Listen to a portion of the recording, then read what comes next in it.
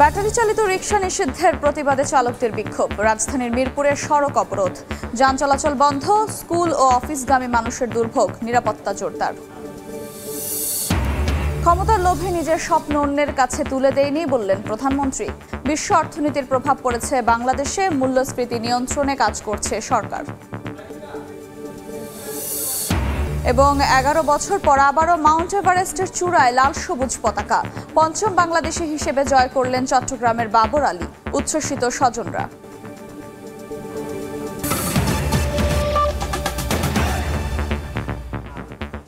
সময় সংবাদের সঙ্গে আছে আমি আফরোজা মৌটুসী। শুরুতেই মিরপুরে ব্যাটারি চালিত রিকশা চালকদের বিক্ষোভের খবর। ব্যাটারি চালিত রিকশা বন্ধের প্রতিবাদে রাজধানীর মিরপুরে বিক্ষোভ করছেন চালকরা। তারা বলছেন, হঠাৎ করেই আয়ের উৎস বন্ধ হয়ে যাওয়ায় দিশেহারা হয়ে পড়েছেন। সকাল 10টা থেকে শুরু হওয়া বিক্ষোভ ও অবস্থান কর্মসূচি এখনও চলছে। এতে আগারগাঁও থেকে মিরপুর 10 নম্বর পর্যন্ত যান চলাচল বন্ধ রয়েছে। এ অবস্থায় ভোগান্তিতে পড়েন স্কুল ও অফিসগামীরা। যে কোনো অপ্রীতিকর ঘটনা এড়াতে মোতায়েন করা হয়েছে অতিরিক্ত পুলিশ।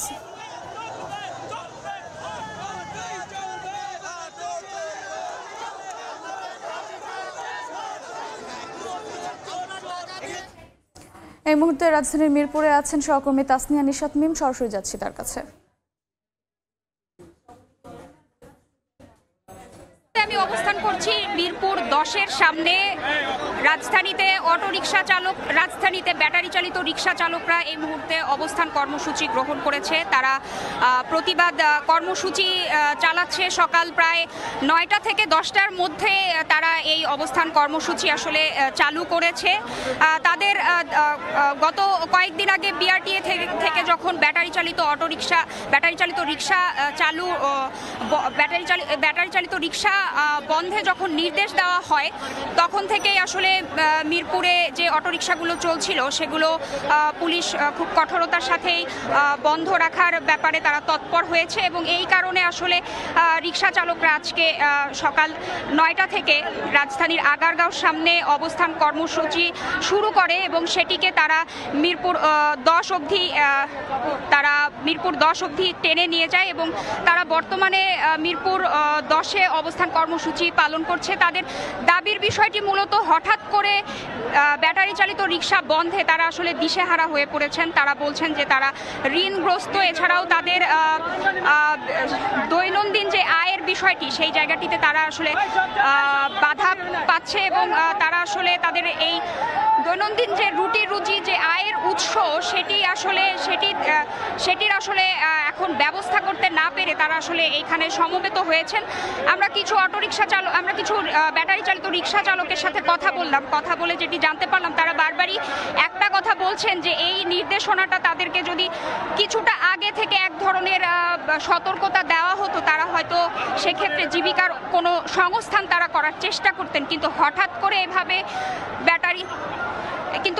করে এভাবে বন্ধে তারা আসলে এক ধরনের দিশাহারা হয়ে পড়েছেন বলে তারা আমাদের আসলে জানিয়েছেন। এছাড়া আমরা সড়কের অবস্থা যদি লক্ষ্য করি, প্রতিটি পয়েন্টেই মিরপুর 10-এর এখানে যে সড়কগুলো মিলিত হয়েছে সবগুলো জায়গাতেই গাড়িগুলোকে তারা অবরোধ করে রেখেছেন এবং প্রচণ্ড জ্যামের সৃষ্টি হয়েছে। যদিও বা অ্যাম্বুলেন্স চলাচল করছে, তারা অ্যাম্বুলেন্স যাতায়াতের জন্য বিশেষ জায়গা করে দিচ্ছেন।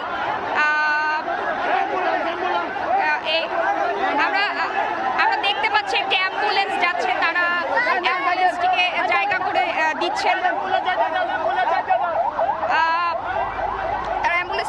করে দিচ্ছেন। এবং আমরা আসলে দেখতে পাচ্ছি যে তাদের এই কর্মসূচি অব্যাহত রয়েছে। এই ছিল আমার কাছে সর্বশেষ। সরাসরি যুক্ত ছিলাম মিরপুরে। দেশ বিক্রি করে ক্ষমতায় যাওয়ার লোভ কখনো করিনি উল্লেখ করে প্রধানমন্ত্রী শেখ হাসিনা বলেছেন, গ্যাস বিক্রিতে রাজি হয়নি বলে 2001 সালে ক্ষমতায় আসতে পারিনি। সকালে বঙ্গবন্ধু আন্তর্জাতিক সম্মেলন কেন্দ্রে 11তম জাতীয় ক্ষুদ্র ও মাঝারি শিল্প পণ্য মেলার উদ্বোধনী অনুষ্ঠানে একথা বলেন তিনি। প্রধানমন্ত্রী আরও বলেন, বিশ্ব অস্থিরতার প্রভাব বাংলাদেশের অর্থনীতিতে পড়ছে।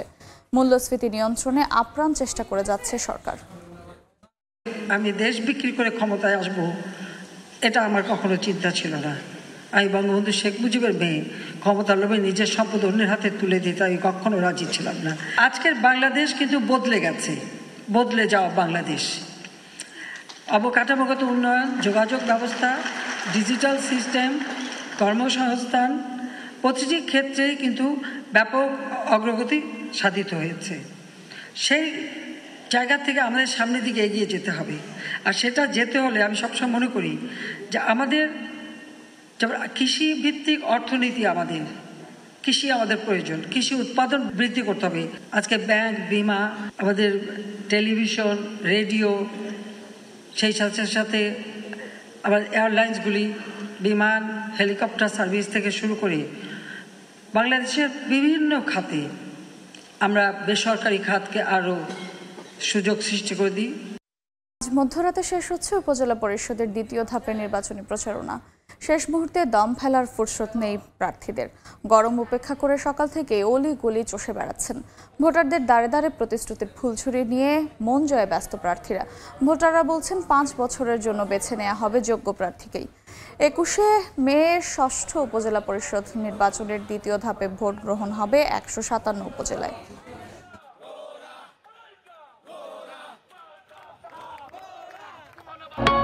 সময় সংবাদে আরও থাকছে। যুক্তরাষ্ট্রের হিউস্টনে ঝড়ের কারণে মাঠের অনুশীলনে নামতে পারেনি টিম বাংলাদেশ। হোটেলে জিম সেশনে অংশ নিলেন শান্ত সাকিবরা। এটা নির্বিচারে একের পর এক টিলা কেটে সমতল ভূমিতে রূপান্তর করা হচ্ছে। বাংলাদেশ পরিবেশ আইনবিদ সমিতি বেলার দাবি, রাজনৈতিক ছত্রছায়ায় টিলা কাটা হচ্ছে। ইকরামুল কবিরের প্রতিবেদন, ছবি তুলেছেন নৌশদ আহমেদ চৌধুরী। সিলেট সদর উপজেলার নালিয়া এলাকায় সরজমিনে গিয়ে দেখা যায় বিশাল পাহাড় কেটে প্লট তৈরি করে দালান কোঠা নির্মাণের প্রতিযোগিতায় মেতেছে জমির মালিকেরা। পার্শ্ববর্তী এলাকার বাসিন্দারা জানান, রাতের আধারে পাহাড় কাটা হচ্ছে। মেঘের সময় কাটা হইতা, মেঘ দিলে কাটে। বিভিন্ন প্লটিং, ছোট ছোট প্লটিং এই জায়গাগুলা বিক্রি হয়েছে। শুধু এই এলাকায় নয়, সিলেট নগরীর ঝারঝিরে পাড়া, আখালিয়া, গোলাপগঞ্জ উপজেলা সহ বিভিন্ন এলাকায় টিলা কেটে বসতি নির্মাণের প্রমাণ পাওয়া গেছে। পরিবেশ অধিদপ্তরের বিভাগীয় অফিসের পরিচালক পদে সদ্য যোগদান করা মোহাম্মদ ইমরান হোসেন এই ব্যাপারে ক্যামেরার সামনে কথা বলতে চাননি। তবে বেলার সমন্বয়ক বললেন, রাজনৈতিক ছত্রছায়ায় এইসব চলছে। এই ক্ষেত্রে যারা দায়িত্বশীল কর্তৃপক্ষ আছেন তারা কিন্তু উদাসীন এবং নিষ্ক্রিয়তার একটা পরিচয় দিচ্ছেন। অন্যদিকে মহানগরী পুলিশের কর্মকর্তার মতে, পাহাড় কাটার সঙ্গে জড়িতদের আটক ও মামলা করে পাহাড় কাটা বন্ধ করা সম্ভব নয়। আমাদের সবার সার্বিক প্রচেষ্টার মাধ্যমে সমন্বিতভাবে কাজ করলে এই সমস্যা থেকে নিষ্কৃতি পাওয়া যাবে বলে আমি মনে করি। সিলেট বিভাগের 4 জেলায় বর্তমানে 1875টি টিলা আছে। এসব টিলার আয়তন 4811 একর। এর বাইরে আড়াই দশকে 20 থেকে 30% টিলা কেটে ফেলা হয়েছে। পাহাড়ের পাদদেশে যারা বসবাস করছে তারাও মারাত্মক ঝুঁকির মধ্যে পড়ে যাচ্ছে। এই অবস্থা থেকে উত্তরণ অতি জরুরি বলে মনে করছেন সকলে। সিলেট সদর উপজেলার নালিয়া থেকে ইকরামুল কবির, সময় সংবাদ। দেখছেন সময় সংবাদ, সঙ্গে থাকুন। মোবাইল ব্যবহারে খরচের বোঝা চাপছে গ্রাহকের কাঁধে। আসছে বাজেটে হ্যান্ডসেট উৎপাদনে 5% ভ্যাট বাড়াতে চায় এনবিআর। এতে প্রতিটি হ্যান্ডসেটের দাম বাড়তে পারে 1000 টাকা। সম্পূরক শুল্ক 20% করার প্রস্তাবে টকটাইম ও ইন্টারনেট ব্যবহারে 100 টাকার বাড়তি গুনতে হবে প্রায় 6 টাকা। শুভ খানের রিপোর্ট। ফেসবুক ব্রাউজিং থেকে পড়াশোনা, কেনাকাটা, দাপ্তরিক কাজকর্ম সব ক্ষেত্রে বেড়েছে ইন্টারনেটের ব্যবহার। বিটিআরসি বলছে 19 কোটি 22 লাখ সিম কার্ডধারী। বর্তমানে মোবাইলে কথা বলায় 100 টাকার রিচার্জে 33 টাকার বেশি কর দেন গ্রাহকরা। একই পরিমাণ কর দিতে হয় ইন্টারনেটেও। এনবিআর সূত্রে জানা গেছে, আসছে বাজেটে উভয় ক্ষেত্রে সম্পূরক শুল্ক 5% বাড়িয়ে 20% করার প্রস্তাব দেওয়া হয়েছে। এতে অতিরিক্ত 5 টাকা 75 পয়সা কর বাড়বে। ফলে 100 টাকার মোবাইল সেবায় সর্বমোট কর দিতে হবে 39 টাকা, যা হবে দক্ষিণ এশিয়ায় সর্বোচ্চ। স্টুডেন্টের জন্য যদি এরকম ভ্যাট যদি সরকার বৃদ্ধি করে, সেটা আমাদের জন্য একটু কষ্টকর হয়ে দাঁড়ায়। মোবাইল অপারেটররা বলছে সম্পূরক শুল্ক 5% বাড়িয়ে প্রায় 1,500 কোটি টাকা রাজস্ব মিলবে। আলটিমেট উদ্দেশ্য যেটা 1,500 কোটি টাকা এই সম্পর্ক শুল্ক বাড়িয়ে নেওয়া আমাদের কাছে এটা নিয়ে সন্দেহ আছে। স্বস্তির খবর নেই মোবাইল ফোনেও। বর্তমানে হ্যান্ডসেট উৎপাদনে 3 থেকে 7.5% পর্যন্ত ভ্যাট দিতে হয় 17টি প্রতিষ্ঠানকে। বিক্রয় পর্যায়ে রয়েছে 5% ভ্যাট। আসছে বাজেটে এ খাতে ভ্যাট বাড়তে পারে আরও 5%। এতে প্রায় 500 কোটি টাকা রাজস্ব পাবে সরকার। আমরা আশা করছি এটা প্রায় 500 টাকা থেকে 1000 টাকা পর্যন্ত করে বেড়ে যাবে। যদিও টেলিযোগাযোগ প্রতিমন্ত্রী বলছেন মোবাইল সেবায় এবং হ্যান্ডসেট সংযোজনে করভার কমাতে আনুষ্ঠানিক প্রস্তাব দিয়েছেন।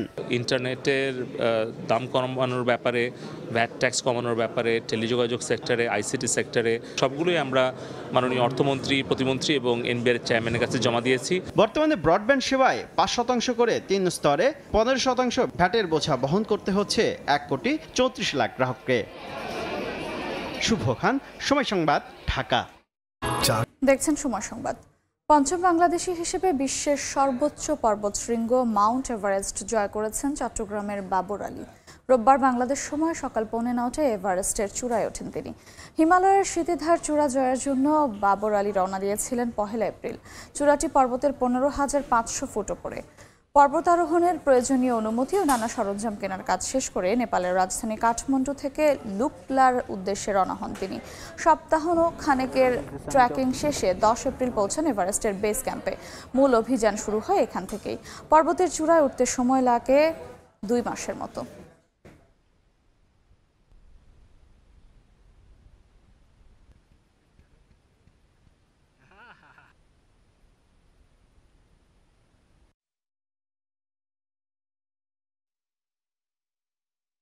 সময় সংবাদ।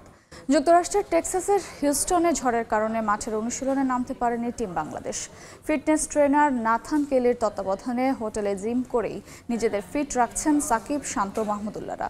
এছাড়া ট্র্যাকে রানিংও করেছেন ক্রিকেটাররা। ইনজুরিতে থাকা পেসার তাসকিনকে নিয়ে আলাদা কাজ করেছেন ফিজিও।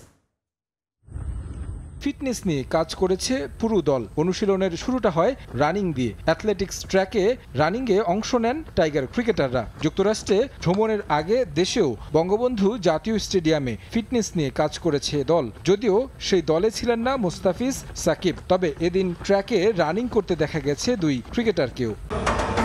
রানিং শেষ করে ক্রিকেটাররা মনোযোগ দেন ফিটনেস সেশনে। প্রথমবার বিশ্বকাপ দলে ডাক পাওয়া তানভীর আর সৌম্য সরকার কাজ করেছেন একসঙ্গে।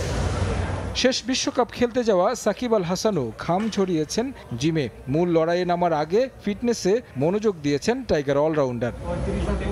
গেল টি20 বিশ্বকাপে ছিলেন না মাহমুদুল্লাহ রিয়াদ। এটাই হতে পারে সাইলেন্ট কিলারের শেষ বিশ্বকাপ। ম্যাচ ফিট থাকতে জিমে বাড়তি কাজ করতে দেখা যায় এই অলরাউন্ডারকে। ইনজুরি নিয়েই দলের সঙ্গে যুক্তরাষ্ট্রে গেছেন পেসার তাসকিন আহমেদ। কামব্যাক করতে চেষ্টা চালিয়ে যাচ্ছেন। বিশ্বকাপের প্রথম ম্যাচ থেকে তাকে দলে পাওয়ার ব্যাপারে আশাবাদী অধিনায়ক শান্ত। সেই লক্ষ্যে ফিজিওকে নিয়ে ঘাম ঝরান জিম সেশনে। আইপিএল থেকে বাদ পড়েছে মুস্তাফিজের দল চেন্নাই সুপার কিংস। তবে ফুরফুরে মেজাজেই আছেন ফিজ। টেক্সাসে দলের সঙ্গে জিমে হাসি খুশি দেখা যায় তাকে। লিটন, রিশাদ, শেখ মেহেদিরাও ছিলেন হালকা মেজাজে। আগামী মঙ্গলবার সিরিজের প্রথম টি20তে স্বাগতিক যুক্তরাষ্ট্রের মুখোমুখি হওয়ার কথা বাংলাদেশের। তারেক হাসান শিমুল, সময় সংবাদ। এ পর্যায়ে শীর্ষ সংবাদগুলো জানিয়ে দিচ্ছি আরেকবার।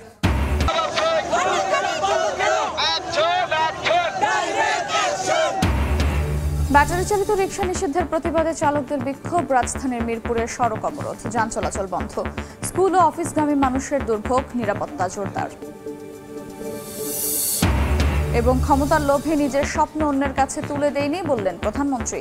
বিশ্ব অর্থনীতির প্রভাব পড়েছে বাংলাদেশে, মূল্যস্ফীতি নিয়ন্ত্রণে কাজ করছে সরকার।